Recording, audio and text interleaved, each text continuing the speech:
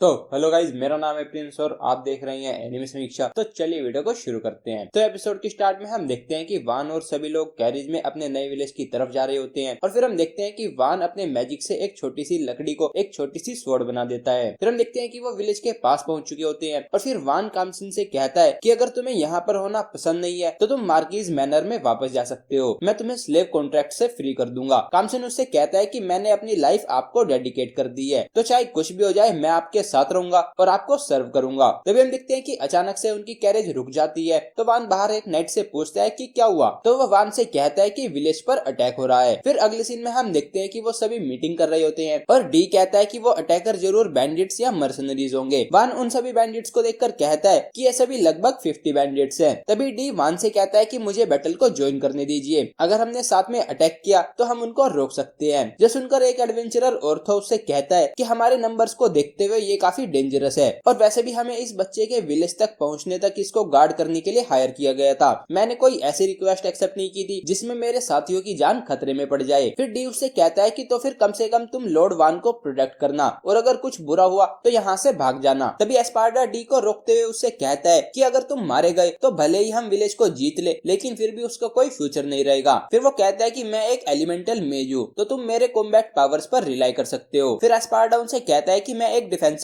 Wall बनाऊंगा, तुम सभी एडवेंचरर पीछे से लॉन्ग रेंज से अटैक करना और जब उनका ध्यान हम पर होगा तो सर डी और उनके बाकी के लोग लेफ्ट और राइट से उन पर चार्ज कर देंगे और इतने सारे सरप्राइज अटैक से हमारी विक्ट्री के चांसेस बढ़ जाएंगे। तभी वान एस्पार्डा से पूछता है कि क्या तुम पीछे रहकर फाइट करने का प्लान कर रहे हो, तो वो कहता है कि हाँ, अगर मैं डी कोई नहीं बना तो सर डी और उनके लोग बेकार में ही मारे जाएंगे। वान उससे कहता है कि तुम ये नहीं कर सकते क्योंकि तुम भी मारे जाओगे। वान उससे कहता है कि तुमने हमारे हाउस में काफी कंट्रीब्यूट किया है, तो तुम ऐसी जगह पर नहीं मर सकते। और फिर वो डी से कहता है कि और ना ही तुम मर सकते हो। फिर वान कहता है कि मैं डिकोय बनूंगा। हम देखते हैं कि ये सुनकर टेल उसको ऐसा करने से मना कर देती है और कहती है कि आपकी जगह मैं डिकोय बनूंगी। और फिर कमसिन भी यही बात करता है। वान टेल से कहता है कि जो लोग मेरे लिए इम्पोर्टेंट है मैं उन्हें मरते हुए नहीं देख सकता। और फिर वो कमसिन से कहता है और इसमें तुम भी शामिल हो। फिर वान कहता है कि मैं कैरेज से जाकर उन सभी पर हेड ऑन अटैक कर दूंगा और तुम सभी पीछे लॉन्ग रेंज और लेफ्ट और राइट से अटैक करोगे। फिर हम देखते हैं कि डी उसको रोकने लगता है, तो वो डी से कहता है कि मैंने तुम्हारे साथ हर रोज स्वॉर्ड ट्रेनिंग की है, तो मैं इतनी आसानी से नहीं बनूंगा और अगर मैं मर भी गया तो अपने लोगों के लिए मरने से ज्यादा अच्छा भला एक लॉर्ड के लिए और क्या हो सकता है। हम देखते हैं कि उसको देखकर ऑर्थो को पास्ट की एक बात याद आती है, जहां वो अपने साथियों से बात करता है कि हमें एक नोबल के बच्चे को गार्ड करने का क्वेस्ट मिला है। ऑर्थो कहता है कि सभी नोबल्स हम सभी एडवेंचरर और कॉमन लोगों को छोटा समझते हैं, वो अच्छे लोग नहीं होते। तभी उसका साथी उससे पूछता है कि तो फिर तुमने उस क्वेस्ट को एक्सेप्ट क्यों किया, तो वो कहता है कि क्योंकि मैं इस जगह यानी कि फर्टियो मार्च में कुछ और समय रहना चाहता हूँ, तो मेरे पास कोई और चॉइस नहीं थी। तभी हम देखते हैं कि वान वहां पर आता है और ऑर्थो को अपना इंट्रोडक्शन देकर उससे वान को गार्ड करने की रिक्वेस्ट एक्सेप्ट करने के लिए थैंक यू बोलता है। फिर हम देखते हैं कि वो वहां से चला जाता है और ये देखकर ऑर्थो कहता है कि लगता है कि सभी नोवेल सेम नहीं होते। फिर हम प्रेजेंट मोमेंट का सीन देखते हैं जहां ऑर्थो फाइट करने के लिए मान जाता है और वो कहता है कि अगर एक बच्चा अपनी जान को खतरे में डाल रहा है तो अगर मैंने और कंप्लेन की तो मेरे कॉमरेड्स मुझ पर गुस्सा होंगे। फिर डी कहता है कि हम होनरेबल नाइट्स हैं जो मार्की की सर्विस में हैं, तो वान को प्रोटेक्ट करना मतलब कि अपने हाउस के फ्यूचर को डिफेंड करना है। फिर एस्पार्डा वान से कहता है कि मैं आपकी इतनी इररिस्पॉन्सिबल स्ट्रेटेजी को नजरअंदाज नहीं कर सकता, तो जब हम इन बैंडिट्स को यहाँ से भगा देंगे तो मैं आपको मार्की के टाइटल की रिस्पॉन्सिबिलिटी समझाऊंगा। फिर हम देखते हैं कि वो फाइट के लिए रेडी हो जाते हैं और एस्पार्डा उन्हें फिर से बताता है कि पहले मैं एक डिफेंसिव वॉल बनाऊंगा और हम रेंज अटैक्स करेंगे। फिर सर डी अपने लोगों के साथ लेफ्ट से अटैक करेंगे और सर ऑर्थो का ग्रुप राइट से अटैक करेगा। फिर हम देखते हैं कि एस्पार्डा प्लग झपकते ही वहां पर अर्थ वॉल बना देता है और फिर हम देखते हैं कि वो सभी बैंडिट्स पर पीछे से एरो से अटैक करने लगते हैं और एक एक करके उनको मारने लगते हैं। ये देखकर वो सभी बैंडिट्स उन वॉल के पीछे वाले लोगों पर अटैक करने जाने लगते हैं, लेकिन तभी हम देखते हैं कि डी उन पर अटैक कर देता है। वो बड़ी तेजी से सभी बैंडिट्स को खत्म कर रहा होता है और फिर हम ऑर्थो को देखते हैं और वो भी बड़ी तेजी से एक के बाद एक सभी बैंडिट्स को मारता जा रहा होता है। फिर हम देखते हैं कि वो नाइट्स और वो एडवेंचरर उन बैंडिट्स पर लेफ्ट और राइट से अटैक कर देते हैं और उनको मारने लगते हैं। फिर हम देखते हैं कि ये सब देखकर बैंडिट्स का लीडर वॉल के पीछे वाले लोगों पर अटैक करने जाने लगता है और वो बड़ी तेजी से वॉल के पीछे जाकर एक लड़की प्लूरियल पर अटैक करने वाला होता है, लेकिन तभी वान उसे अपनी तरफ बुलाता है तो वो उस लड़की को छोड़कर वान पर अटैक करने लगता है, लेकिन वान उसके पैरों के बीच से निकलकर पीछे से उसके पैरों पर अटैक कर देता है जिससे वो नीचे गिर जाता है। और फिर हम देखते हैं कि कमसिन उसके एक्स से जंप करके अपनी स्वॉर्ड से अटैक करके उस लीडर को मार देता है। फिर अगले सीन में हम देखते हैं कि उन्होंने सभी बैंडिट्स को पकड़ लिया होता है और फिर ऑर्थो अपने साथियों से कहता है कि जब हमें हमारी पेमेंट मिल जाएगी तो ये क्वेस्ट क्वेस्ट कंप्लीट हो जाएगा। फिर वो कहता है कि मैं थोड़ा क्यूरियस हो गया हूँ। वो अपने साथियों से पूछता है कि इससे हमारा ज्यादा फायदा तो नहीं होगा, लेकिन क्यों ना हम कुछ समय के लिए यहाँ पर रुक जाए। हम देखते हैं कि कुछ एडवेंचरर उसे मना करके वहाँ से चले जाते हैं, लेकिन हम देखते हैं कि वो लड़की प्लूरियल और कुछ और एडवेंचरर उसके साथ रुक जाते हैं। फिर अगले सीन में हम देखते हैं कि एस्पार्टा वान से कहता है कि मुझे सेंस हो रहा है कि विलेजर एंट्रेंस के पास इकट्ठा हो रही हैं। फिर हम देखते हैं कि वो विलेज के अंदर चले जाती हैं और तभी हम देखते हैं कि वो विलेज काफी बड़ा होता है, लेकिन वहाँ के लोगों की हालत काफी ज्यादा बुरी होती है। फिर वान विलेज के चीफ को अपना इंट्रोडक्शन देता है और बताता है कि वो इस विलेज का नया लॉर्ड है। फिर विलेज चीफ रोंडा भी उसको अपना इंट्रोडक्शन देते हैं और विलेज को बचाने के लिए उसको थैंक यू बोलते हैं। फिर वान रोंडा से पूछता है कि क्या ऐसा पहले भी हुआ है, तो वो कहता है कि हाँ, और सिर्फ इसी साल हम पर कई बार अटैक हो चुका है। रोंडा कहता है कि जब हम फर्डिनाटो काउंटी का पार्ट थे तो नाइट्स यहाँ पर पेट्रोल करते थे, लेकिन अब वो नहीं होता क्योंकि ये विलेज अब फर्टियो मार्च का पार्ट बन गया है। वान उससे माफी मांगता है और कहता है कि मेरे फादर मार्की फर्टियो को सभी छोटे विलेज के बारे में नहीं पता है। रोंडा कहता है कि क्या तुम ये कहना चाहते हो कि छोटे विलेज प्रोटेक्ट करने के लिए वर्दी नहीं है क्योंकि वो लगभग ना के बराबर टैक्स देते हैं। वान उससे कहता है कि किंगडम के स्टेट के बारे में कंप्लेन करने से कुछ नहीं होगा। वो कहता है कि ये सच है कि नोबल्स के पास इसकी रिस्पॉन्सिबिलिटी है, लेकिन ये गलती किंगडम देखकर एस्पार्डा उनसे कहता है कि मेरा नाम एस्पार्डा है और मैं मार्की फर्टियो का हेड बटलर था। वो कहता है कि टैलेंटेड लोन वान को 8 साल की उम्र में ये लैंड दी गई है और फिर डी उनसे कहता है कि मैं फर्टियो शिवालरिक ऑर्डर का डेप्यूटी कमांडर डी हूँ और मैं भी यहाँ पर लॉर्ड वान को सर्व करने के लिए हूँ। हम देखते हैं कि मार्की के हेड बटलर और डेप्यूटी कमांडर को देखकर वो लोग काफी ज्यादा खुश हो जाते हैं। फिर रोंडा वान से पूछता है कि तो क्या आप एलिमेंटल मैजिक यूज कर सकते हो, तो वान उसको बताता है कि मेरे पास प्रोडक्शन मैजिक है। तो हम देखते हैं कि ये सुनकर वो काफी सैड हो जाते हैं। फिर एक आदमी वान से पूछता है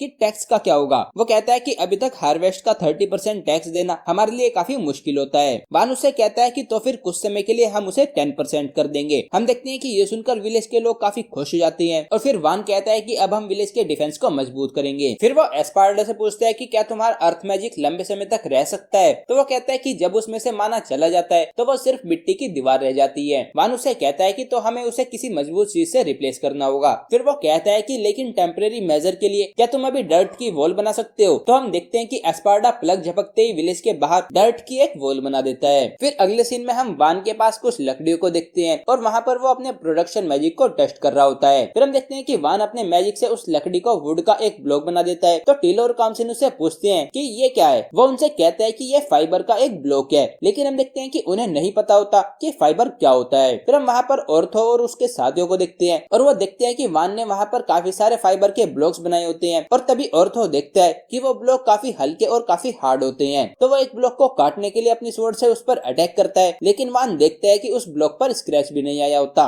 और ये देखकर ऑर्थो काफी ज्यादा शॉक हो जाता है क्योंकि उसने उस ब्लॉक पर इतनी ताकत से अटैक किया होता है कि वो एक पत्थर को भी काट दे। फिर अगले सीन में हम देखते हैं कि वान ने उन ब्लॉक से काफी सारे वेपन्स बना दिए होते हैं और उसका माना खत्म ही नहीं हुआ होता, जबकि उस वर्ल्ड में प्रोडक्शन मैजिक में काफी ज्यादा माना खर्च होता है और ज्यादातर लोग एक बार में मुश्किल से ही एक चीज बना सकते हैं। फिर हम देखते हैं कि वान एक फाइबर के ब्लॉक से एक काफी अच्छी स्वॉर्ड बना देता है और तभी वो देखता है कि कमसिन को वो काफी पसंद आती है, तो वो उस स्वॉर्ड को उसको दे देता है और उसको लेकर कमसिन काफी ज्यादा खुश हो जाता है। फिर हम देखते हैं कि टेल भी काफी ज्यादा एक्साइटेड होती है और उसको भी वान से एक गिफ्ट चाहिए होता है। तो हम देखते हैं कि वान उसको एक खतरनाक सी एक्स दे देता है। तो टेल उसको थैंक यू बोलती है, लेकिन वो काफी ज्यादा सैड होती है क्योंकि उसको वो एक्स पसंद नहीं आई होती और ये देखकर वान कहता है कि बाद में मैं इसके लिए एक क्यूट एक्सेसरी बना दूंगा। फिर नेक्स्ट सीन में हम देखते हैं कि वो बाहर कैंपिंग कर रही होती है और कमसिन और टेल सो रहे होते हैं। फिर वान मन में सोचता है कि मेरी बॉडी काफी थकी हुई है क्योंकि हम काफी समय से बाहर कैंप कर रहे हैं। फिर वो सोचता है कि कमसिन और टेल ऐसे एक्ट करते हैं जैसे कि वो ठीक है, लेकिन वो भी काफी थके हुए होंगे, तो मुझे विलेज के डिफेंस को स्ट्रॉन्ग करने से पहले हमारी बेसिक नीड्स को सिक्योर करना होगा